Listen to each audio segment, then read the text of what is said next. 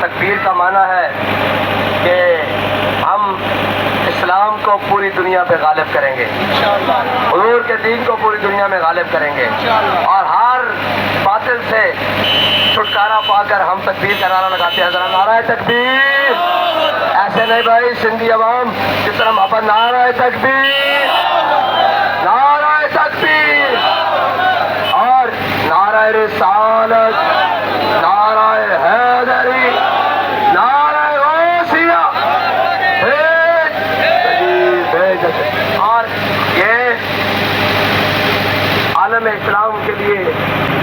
بڑا خوشی کا دن تھا جب محسن پاکستان زیغم اسلام حضرت ڈاکٹر عبدالقدیر خان صاحب نے پاکستان کو ایٹمی قوت سے نوازا تھا، لیکن ان بدماشوں کو، ان عیاروں کو، ان قماشوں کو یہ یاد نہیں کہ پاکستان ہم نے لا الہ الا اللہ محمد رسول اللہ کے لیے بنایا تھا، اور اس پاکستان کو بناتے وقت ہمارے بڑوں نے یہ اعلان کیا تھا کہ ہم پاکستان کو اسلامی فلاحی ریاست بنائیں گے اور اس کو عالم اسلام کی اقتداء کے لیے، عالم اسلام کی امامت کے لیے بنائیں گے، لیکن انہوں نے پاکستان کو اپنی عیاشوں کے لیے بنا لیا۔ کسی نے جاتی عمرہ کے لیے پاکستان کو بنا لیا،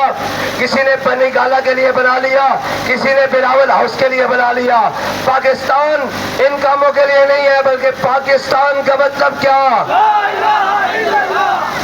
اور جو کوئی ہماری ایٹمی طاقت کی طرف میلی آنکھ سے دیکھتا ہے، انشاءاللہ وہ آنکھ بھی نکال لیں گے، وہ بازو بھی توڑ دیں گے۔ ہاں، بابا جی کہتے تھے شاہین چلانے کے لیے غیرت ابدالی والی چاہیے، غوری چلانے کے لیے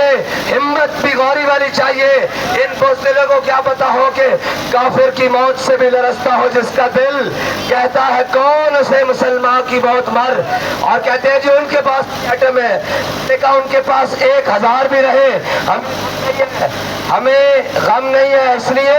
کہ اقبال کہتا ہے قبضے میں یہ تلوار بھی آ جائے تو مومن یا خالد جانباز ہے یا حیدر کرار۔ اور انشاءاللہ اب خالد کے جانبازوں کے ہاتھ میں جب یہ آئے گا تو پھر فلسطین کی بیٹی نہیں روئے گی، پھر برما کی بیٹی کے کباب نہیں بنیں گے، پھر مسجد اقصی میں یہودی جوتیوں سمیت داخل نہیں ہوں گے، پھر شام کے اندر روتے پلکتے بچے نہیں روئیں گے، پھر پاکستان سے کشمیر کو علیحدہ نہیں کیا جائے گا، بلکہ کہا جائے گا